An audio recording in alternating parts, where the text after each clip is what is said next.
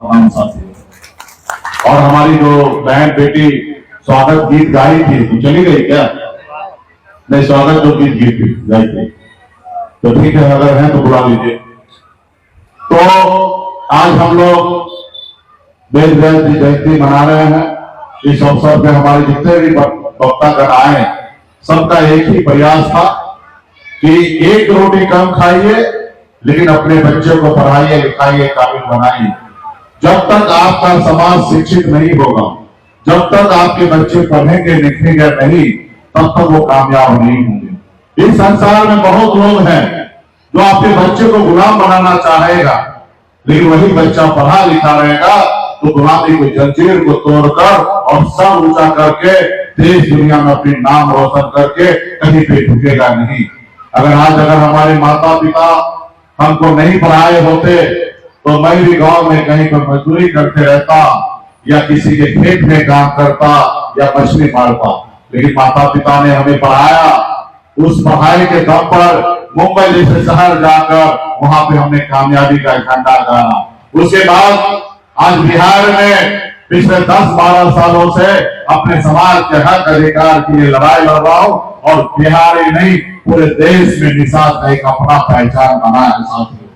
इसलिए साथियों, आज आपका घर है, भले आज आपकी झोपड़ी है, लेकिन आज अपने झोपड़ी में हम लोग राजा बन के हैं साथियों। किसी के महलों में हमें गुलामी नहीं करना है साथियों।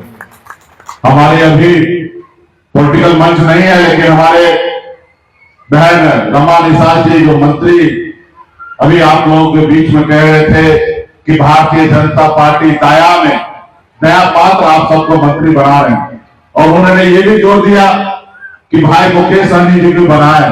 तो मैं बहन को बताना चाहता हूं तो चली गई, मेरे को दाया पात्र में कोई मंत्री नहीं बनाया। मंत्री में बना पूरे बिहार के निषाद समाज के सहयोग से मैं मंत्री बना, मैं किसी के दाया पात्र में नहीं बना।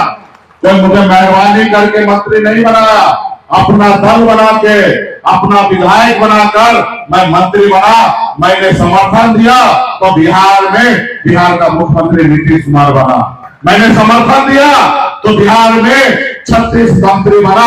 अगर हम समर्थन नहीं देते तो बिहार में कोई मंत्री नहीं बनता और न मुख्यमंत्री बनता। अगर मैं दूसरे पाला में चला जाता तो हमें कोई मेहरबानी करके मंत्री नहीं बनाया। उनका हम लोगों ने उनके ऊपर उपकार किया है।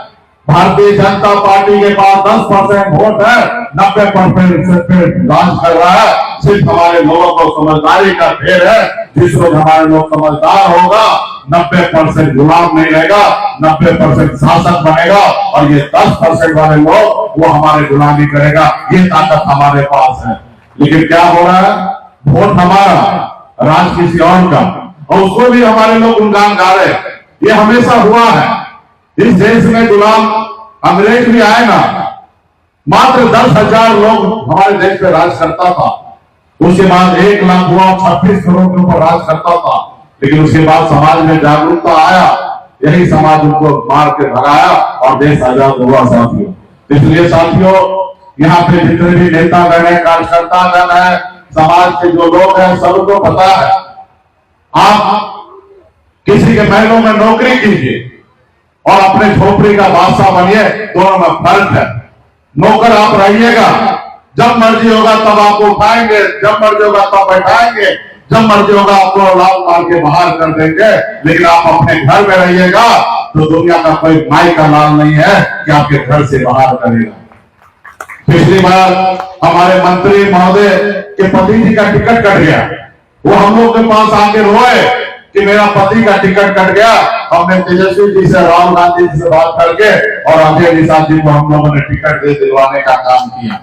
आज अगर वो मंत्री भी है तो सिर्फ वीआईपी पार्टी निषाद क्रांति का देन है। अगर वीआईपी पार्टी का उदय नहीं होता तो आज एनडीए किसी निषाद को मंत्री नहीं बनाता। 2010 में जाके देख लीजिए, बिहार में एक भी मंत्री नहीं बनता था। आज बिहार में मंत्री सांसद अगर बनता है तो सिर्फ वीआईपी पार्टी सनत पल्ला का डर है और पूरे बिहार का निषाद का डर की वजह से आज लोग पूछ रहा हमें। लेकिन हमें भी किसी का मेहरबानी नहीं चाहिए। हम अपने झोपड़ी में रहेंगे हम संघर्ष करेंगे और एक न एक दिन हम अपना झंडा गाड़ेंगे और महल बनाने का काम करेंगे। साथियों, हमें किसी के महल में नहीं जाना है। इसलिए आप लोग भी अपने बच्चे को पढ़ा लिखा के काबिल बनाइए, ईमानदार बनाइए। आज हम लोगों ने अपनी जिंदगी का सब कुर्बान करके समाज के साथ ईमानदारी से काम कर रहे हैं। आज हमारे पास पूरा ऑप्शन है, मौका है। हम जब चाहेंगे, यहाँ सभी निकले दिल्ली, कल दिल्ली पहुंच के कल चाहेंगे तो भारत सरकार का मंत्री बन सकते हैं, लेकिन हमें किसी का गुलाम नहीं बनना।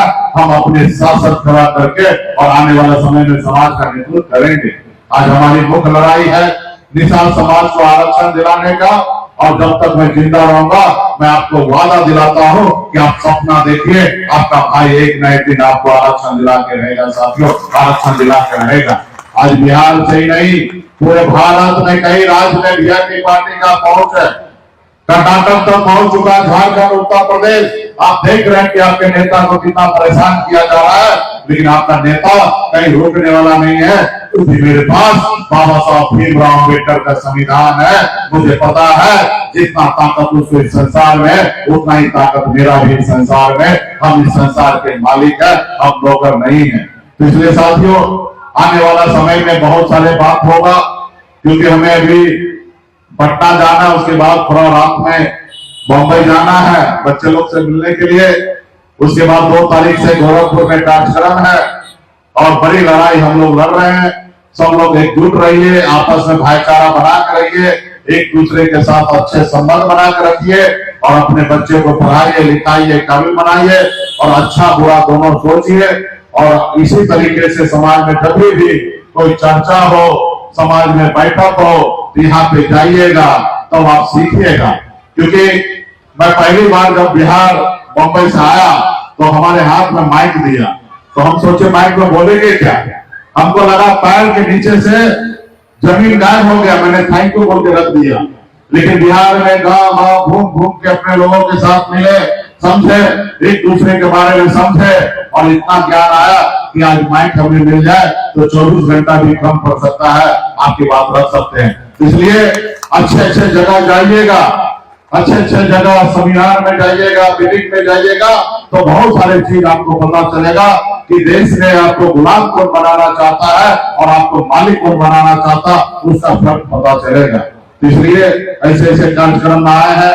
हम एक कमेटी के जितने भी सदस्यगण हैं, सभी को मैं धन्यवाद देता हूँ। हमारे और जितने भी यहाँ पे उपस्थित आए सभी माता बहन नौजवान को बहुत बहुत धन्यवाद। बहन को भी, बेटी को भी हम धन्यवाद देते हैं। आपका स्वागत गीत बहुत अच्छा था। और एक बेटी, क्या नाम है आपका बेटा? खुशी, आपने बहुत ही अच्छा गाया है।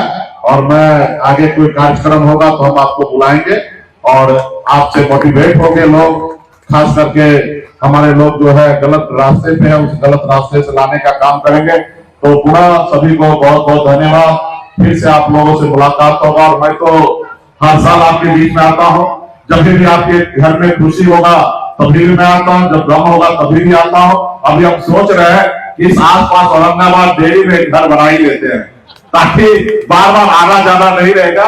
तो अभी हमने वहां पे भी डेयरी में भी हमने कहा है और यहाँ पे भी मैं कह रहा हूँ कि अगल बगल में जगह ढूंढिए और एक घर इधर बना ही लेते हैं। और ऐसे तो पूरे बिहार में जहाँ निषाद का घर है वही मुकेश सहनी का घर है, तो कहीं पे भी हमारा है। आज पूरे बिहार में कहीं पे खाना होता, कहीं सोना होता है, इनफैक्ट पूरे देश में, लेकिन बिहार यूपी में ज्यादा हम लोग घूम रहे। और बच्चे को पढ़ाइए ताकि हम लोग का आरक्षण भी मिले। आदरणीय राहुल गांधी जी का मानना है कि देश में जाति आधारित गणना होगा, जिनकी जितनी संख्या है उनको उतना आरक्षण देंगे। तो हमारा मुख्य एक ही लक्ष्य है कि राहुल गांधी जी के साथ खड़ा रहकर देश का प्रधानमंत्री बनाएंगे और जिनकी जितनी संख्या है उसमें उनकी आरक्षण दिलाने का काम करेंगे और उसमें निषाद समाज का भी आरक्षण होगा और हम लोग तमाम ऐसी तरह लड़ाई लड़ेंगे। बहुत बहुत धन्यवाद।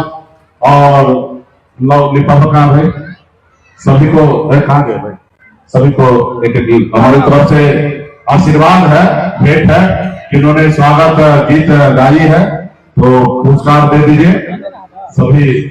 दीजिए दीजिए सबको। चलिए, बहुत अच्छा आप लोगों का स्वागत गीत रहा और मंच पर आप लोगों ने सम्मान किया, इसके लिए बहुत बहुत धन्यवाद। और फिर हम आप लोगों के बीच में मिलेंगे और फिर बहुत बहुत धन्यवाद सभी साथी को। मुकेश सहनी जिंदाबाद जिंदाबाद जिंदाबाद मुकेश सहनी जिंदाबाद।